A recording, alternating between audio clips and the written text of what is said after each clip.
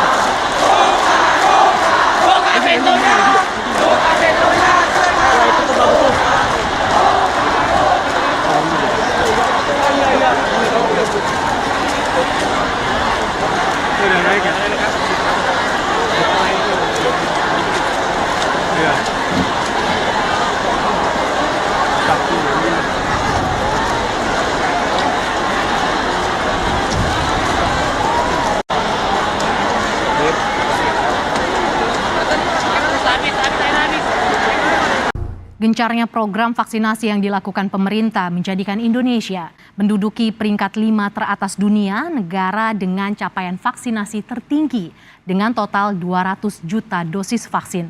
Pemerintah pun fokus pada program vaksinasi booster dan vaksinasi anak. Indonesia menduduki peringkat kelima berdasarkan jumlah orang yang telah divaksinasi dan berdasarkan total suntikan dunia. Dosis pertama sudah di atas 100 juta orang dan jumlah dosis yang divaksin sudah menembus angka 200 juta dosis vaksin. Dari sisi jumlah bukan kerusuhan, karena memang ketika kami pantau sejak pada siang hari tadi, demo dimulai sejak pada pukul 12 siang waktu Indonesia Barat.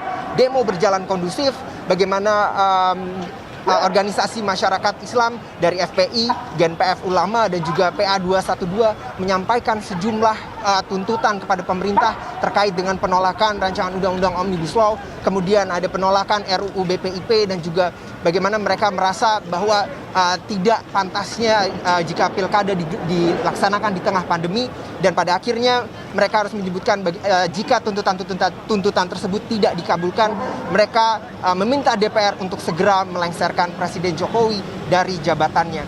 Demo berjalan kondusif.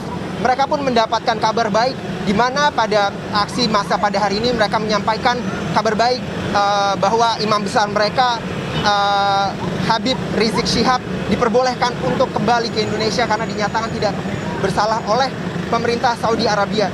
Namun ketika demo akhirnya mulai berakhir pada pukul 3:30 waktu Indonesia Barat, ada sejumlah kelompok massa yang memang sudah membawa sejumlah benda tajam seperti bebatuan, kemudian melemparkan botol minuman ke arah aparat petugas pengamanan di Jalan Medan Merdeka Barat, Jakarta Pusat. Nah, seperti yang Anda bisa saksikan bagaimana di layar kaca Anda, Fani, masyarakat dipukul ke arah jalan protokol Tamrin dan juga Sudirman.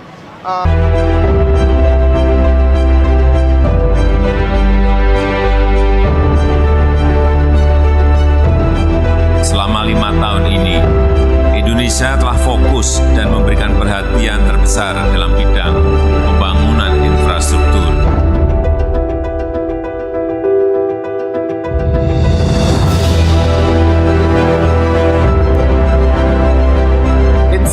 Infrastruktur inilah yang akan membawa kita bisa menang dalam berkompetisi, menang dalam bersaing dengan negara-negara lain.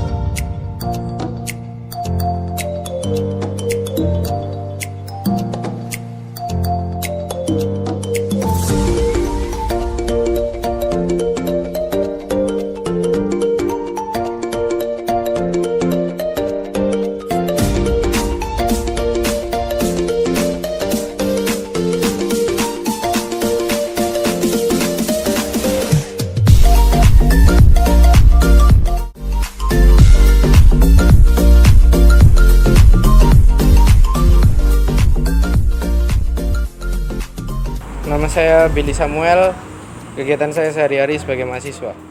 Ya, nama saya Ito, saya bekerja swasta di alat kesehatan, Mas. Nama saya Yung Kristiono, kesibukan saya selama ini menjadi mahasiswa. Pertanyaan yang pertama, pengetahuan Anda, apa sih bentuk negara Indonesia? Untuk negara Indonesia sendiri sebagai republik. Republik, Mas, ya? Republik Indonesia. Bentuk negara Indonesia itu republik. Pertanyaan yang kedua, menurut pengetahuan Anda, gimana sih negara Indonesia terbentuk? Negara Indonesia terbentuk sendiri karena terjadi penjajah. Karena dari penjajah itu sendiri Indonesia bertekad untuk bersatu yang berawalnya dari pulau-pulau berdiri sendiri sehingga menjadi satu, yaitu Indonesia Bhinneka Tunggal Ika. Negara Indonesia itu terbentuk dari kerajaan-kerajaan terdahulu yang akhirnya berkumpul dan bersatu karena merasa senasib seperjuangan, akhirnya memerdekakan diri di tahun 17 Agustus 1945 itu. Negara Indonesia itu terbentuk menurut saya itu dari penjajahan dan peperangan yang selama ini terjadi di dahulu kala sampai akhirnya terbentuklah Indonesia karena saling bersatu dan menjadi Bhinneka Tunggal Ika. Pertanyaan terakhir, menurut Anda dengan negara yang berbentuk republik, apakah kepentingan umum sudah didahulukan? Kepentingan umum menurut saya untuk saat ini belum didahulukan karena banyak kepentingan oknum yang mendahulukan dirinya sendiri, ya seperti pejabat-pejabat. Dan banyak laporan-laporan dari masyarakat juga yang ditunda sehingga terjadi krisis kepercayaan terhadap pejabat itu sendiri. Untuk saat ini sih saya rasa masih 50-50 Mas ya untuk kepentingan umumnya. Jadi tidak 100% totalitas pemerintahan Indonesia ini lebih mementingkan kepentingan umum untuk masyarakatnya. Jadi saya rasa masyarakat Indonesia saat ini belum merasakan 100% dari ada keterpihakan dari pihak pemerintah untuk memajukan negara dan masyarakatnya sih, Mas. Seperti itu. Menurut saya itu untuk sekarang kepentingan umum masyarakat itu belum didahulukan, terutama saat pandemi ini masih banyak laporan-laporan yang dan pemerintah itu membuat kebijakan-kebijakan yang memberatkan masyarakat saja dan menurut laporan tidak sesuai di lapangan.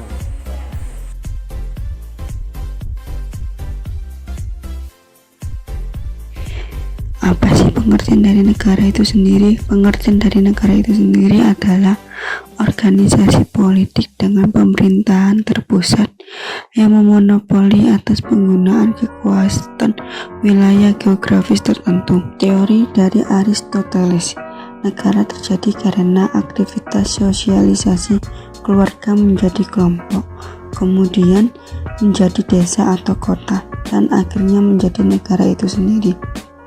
Terus, apa tujuannya? Untuk mencapai kebahagiaan tertinggi di mana lebih mengutamakan kepentingan masyarakat. Selain itu, kesejahteraan masyarakat akan mempengaruhi masyarakat dalam memberikan dukungan yang absolut terhadap pemerintahan. Terus bagaimana dengan kriterianya? Adanya orang yang memegang kekuasaan. Sifat atau tujuan seseorang harus memiliki versi yang jalan. Bagaimana bentuk pemerintahan? Bentuk pemerintahannya ada 3, yaitu monarki. Monarki adalah negara yang dipimpin oleh satu orang. Aristokrasi adalah negara yang dipimpin oleh kelompok kecil. Republik konstitusional, yaitu negara yang dipimpin oleh sejumlah orang. Dan ada juga bentuk pemerintahannya yang tidak mengarah pada kepentingan umum, yaitu tirani adalah negara yang dipimpin oleh satu orang. Oligarki adalah negara yang dipimpin oleh kelompok kecil. Demokrasi adalah negara yang dipimpin oleh sejumlah orang. Maka yang terbaik menurut Aristoteles yang mana? Menurut Aristoteles, negara republik konstitusional yang memiliki sistem pemerintahan yang terstruktur dengan pembagian kekuasaan yang jelas menyebabkan penyampaian aspirasi dari pihak masyarakat semakin mudah dijangkau dan dipenuhi sehingga sejahtera akan mudah tercapai.